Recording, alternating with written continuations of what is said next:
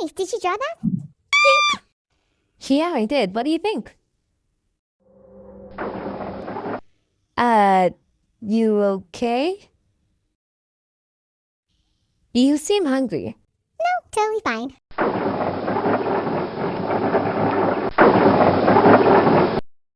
A little.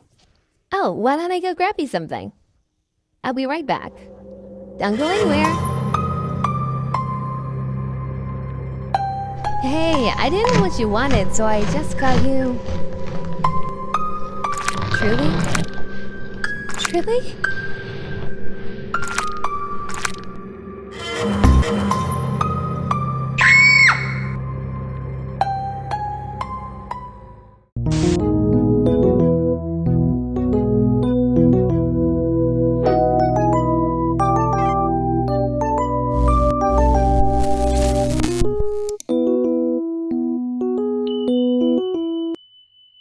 Actually, welcome to the channel. Stay a while. Some of my followers on TikTok sent me their original characters to redraw. And I noticed most were close-up portraits. That got me thinking. Often, you have a rich internal world for a character, but the portrait falls flat and doesn't express any of that personality.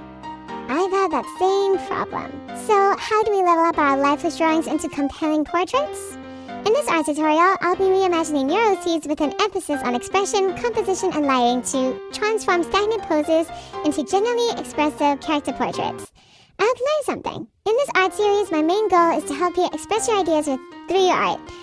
Let me know if it helps and what you'd like me to focus on in the future. First is Supernova, sent in by Nova on TikTok.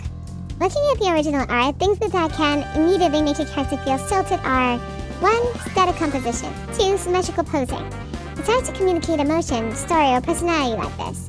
And 3. Flat and even lighting.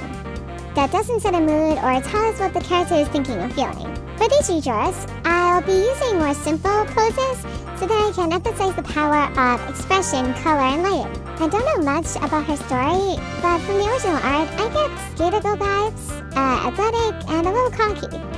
For color, we'll keep to the provided color scheme, but up the saturation with an overall pink tone. The lighting will be bright and complement the composition. Alright, let's start the digital art process. It took a while to decide on the head tilt, but after that, the sketch went smoothly. Ish. Sketches are a means to an end in my process. I'm more of a color artist, so I don't do line art. I think it's a scam, but that's for another video. Which is why we jump straight into coloring. I've been attempting to improve my own art for some months now, which calls for some experimentation.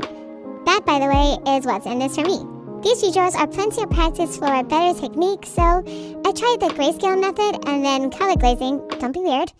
Grayscale ensures you can focus on values, which is more important than color to choose. I typically use purple shadows for color and atmosphere.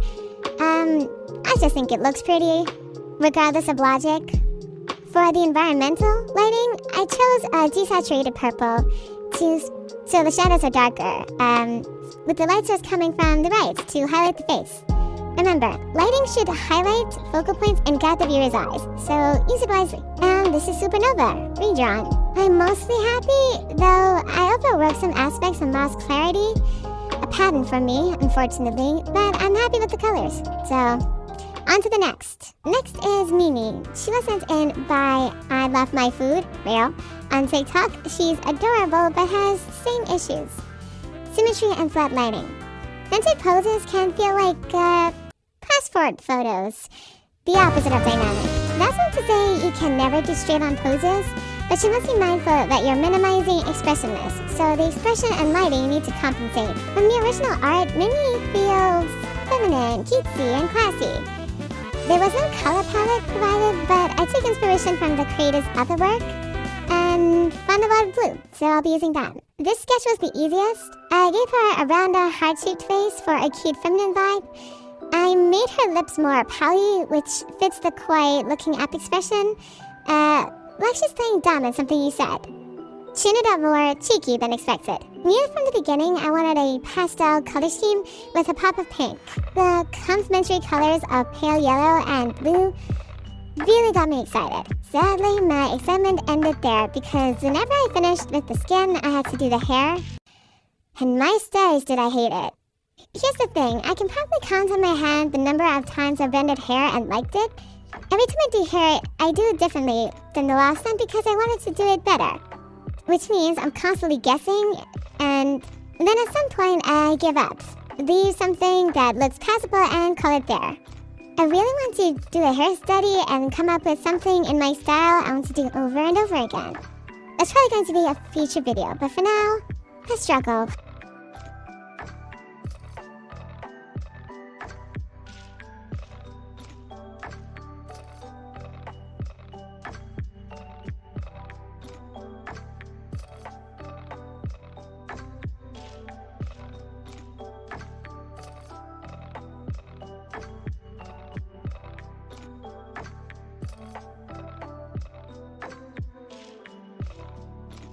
For lighting, I used overhead lighting to communicate innocence and direct the viewer's eyes to her lips and her eyes.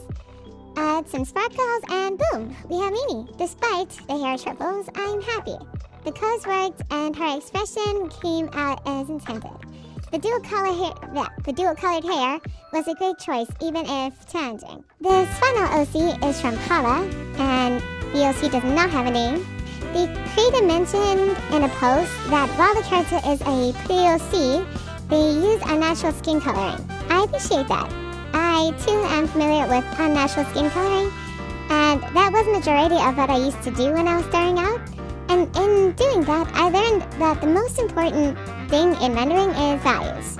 It doesn't really matter what colors you choose. This character comes off as shy, reserved, and gentle, with an apparent elegance. But I mean, what do I know? I'm sort of bullshit. In light of that, I wanted the lighting to highlight her shyness, so I'll place her more in the shadow.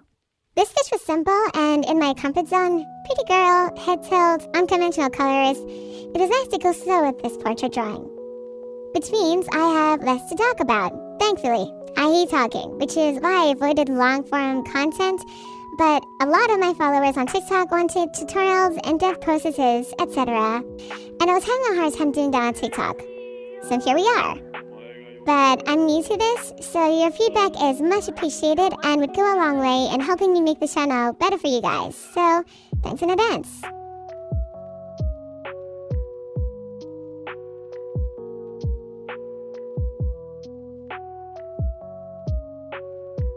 I used a multiply there for shadows and lighter colors for highlights in the skin, adding blush and RGB color grading for tone variation.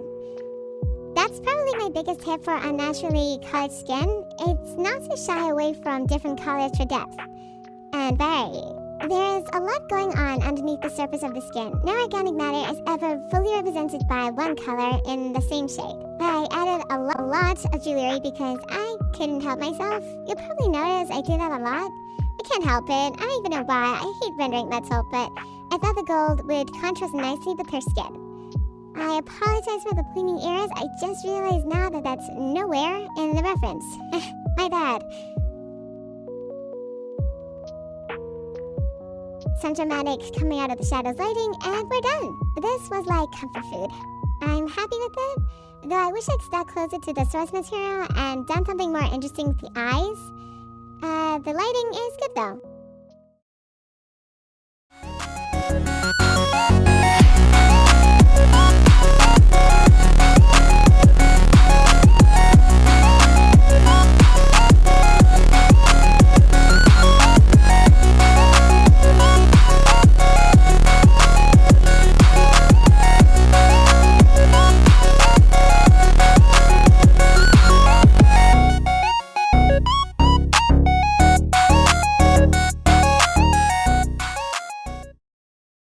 That's all the redraws for this art tutorial.